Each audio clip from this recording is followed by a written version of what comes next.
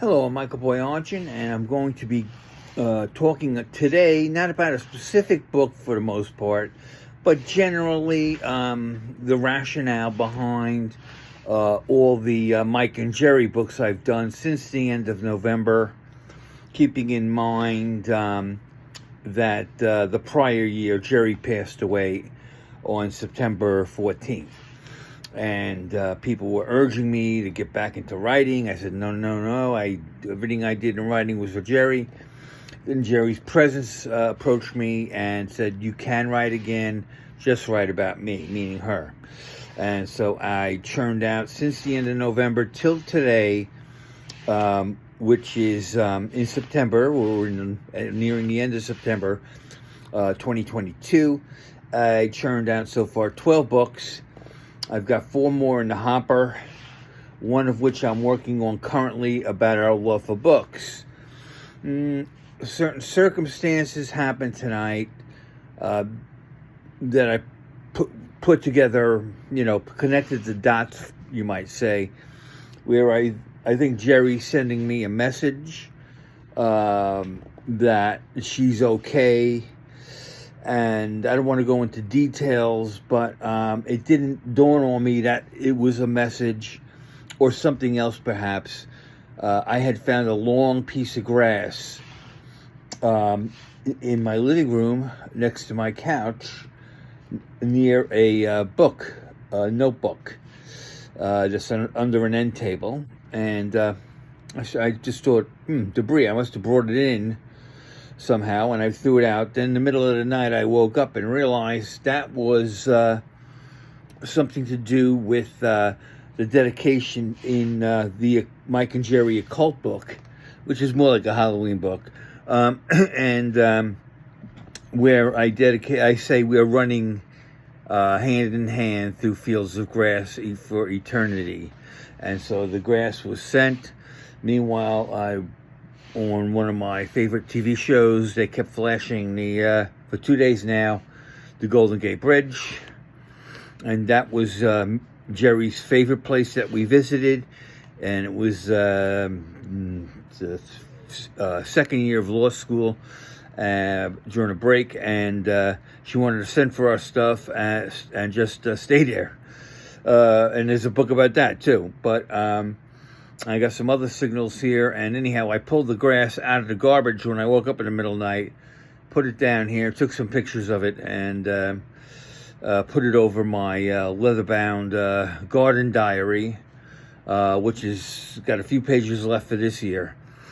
In any event, so basically, there's one other area now that I think Jeri may be telling me, in addition to saying she's okay and giving me a kiss from the other side of the Rainbow Bridge, I think she's sending me another message, and she wants another book now. It just doesn't end. Okay, I got 4 in the hopper, and I'm working on the bibliophile book, our love for books, and at the same time, I'm moving books up and down the stairs here. It's a constant chore. It's a lot of work to maintain a large library like this.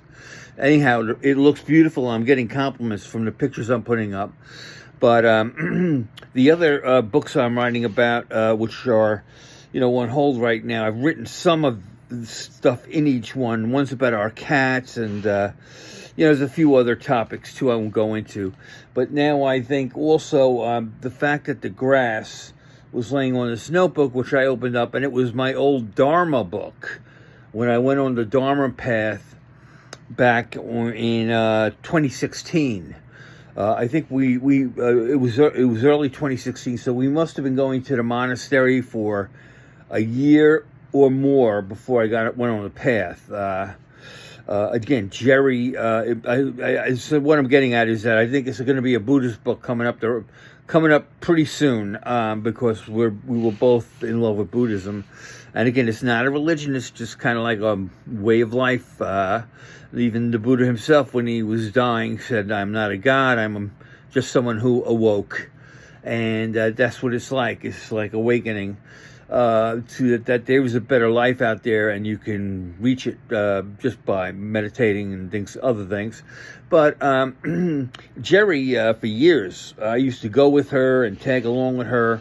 I wasn't into Buddhism at that point, back in Brooklyn days, and she would go to bookstores, and we would go to lectures.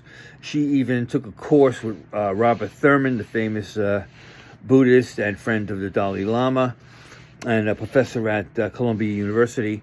And that was her train. That was kind of like her Dharma path, that course with him. And, I don't want to go into details, but one 4th of July, we stumbled onto this Tibetan Buddhist monastery in Wappingers, and just to take some pictures. And the people there said, "Come, stay, have some lunch." And we have a speaker who came in from a long distance, and they had a major Rinpoche come in and was speaking to the crowd, and we were entranced by the whole thing. And the food wasn't bad either; it was all vegetarian, of course. But they invited us back, and we toured it over, and we went back twice a week at first. Mondays, they have the meditation. They do different kinds of meditation. The Dalai Lama has thousands of forms of meditation. No, not the Dalai Lama, the Buddha. And, of course, so does the Dalai Lama. But and then on Tuesdays they had the class, and we loved this class. We loved the lamas that ran it, and we would spend about months and months on just one paragraph in the book. That's how deep in we got. And again, when I was tagging around with Jeri, we were even in Central Park one day with maybe 30 other people. And Allen Ginsberg was still alive, and he was rapping to us about Buddhism. And again, I wasn't into it at that point for some reason. Jeri was very deep. All of a sudden one day, when I'm working as the labor judge for New York State, I find out that the Dalai Lama is going to be speaking at Columbia University. So I put a call into Robert Thurman's office and see if I can get a pass in there. And initially I got a pass to the auditorium where you could watch it on the video, but then they before the program started, they moved me into the actual auditorium that he was speaking in, and I was maybe 6 rows back from him. That's how close I was to the Dalai Lama. And Robert Thurman was there too. He's a terrific person. He's got a monastery in the Catskills around Phoenicia, or a retreat. And anyhow, that was that. And then the next thing that came up about a few weeks later was the Dalai Lama had a 4-day program on the Dharma at Radio City Music Hall, and I bought tickets for that. That was no problem. On day 1, I bought tickets for, which was a general overview and discussion. And Jeri came with me on that one. And again, I went from being 4 rows away from him, or 6 rows, to the back wall of the Radio City Music Hall.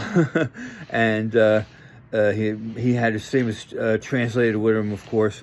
And the main thing he said is that peace and prosperity are good. There's nothing wrong with prosperity. He's not saying be a 1%er, but he's saying, it's okay to have some form of prosperity.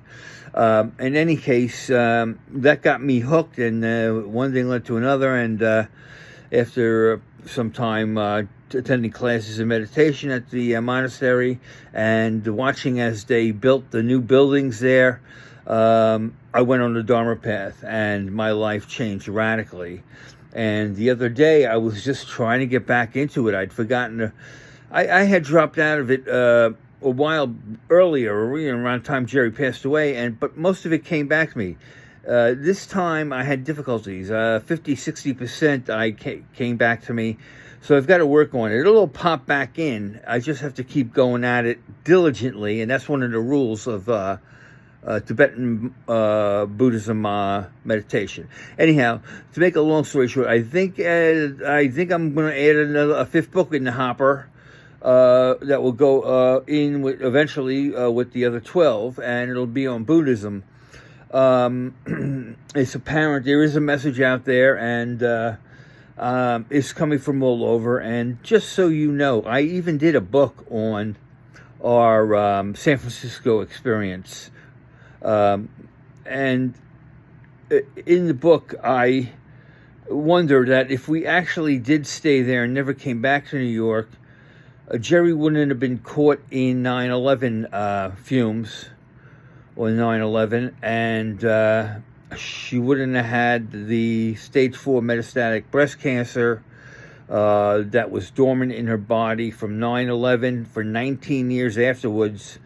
And although she beat it, as luck would have it, she contracted COVID while in the recovery period, and she was doing great. We were not traveling, you know, but we were going up to the Catskills for lunch and other things, and she'd picnics at our favorite place in the Catskills, and you know, the COVID hit her, and in 2 weeks she was gone. There's, you know, that's the biggest problem with people on chemo, is if COVID affects them, it's the immune system is too weak. It may have changed by now, but Jeri got it before they even had any vaccines. But anyhow, leaving that aside, so that's the story. I've written 12 Mike and Jeri books. I have 4 in the hopper, and maybe a 5th with Buddhism. I hope you enjoy my books, and have a very nice day.